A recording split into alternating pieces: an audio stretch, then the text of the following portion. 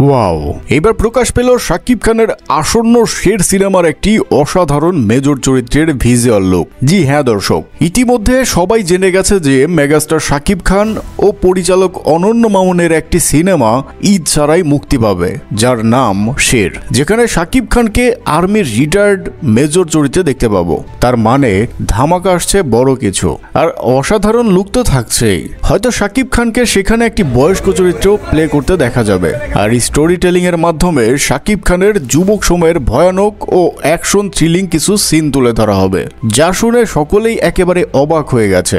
শাকিব খান যে দিনকে দিন শুধু আপডেটই হচ্ছে আর আমাদের নতুন নতুন সব লুক উপহার দিচ্ছে, যা কিনা শাহরুখ সালমানকেও দেখা যায়নি। তো দর্শক, আপনাদের কাছে কেমন লাগবে শাকিব খানকে বয়স্ক চরিত্রে দেখতে? অবশ্যই কমেন্টে জানাতে ভুলবেন না। আপনাদের জন্য অনেক কষ্ট করে ভিডিও বানাই, প্লিজ ভাইয়া পুরো আমাদের স্টার কাহিনী চ্যানেলটি সাবস্ক্রাইব করবেন, প্লিজ প্লিজ।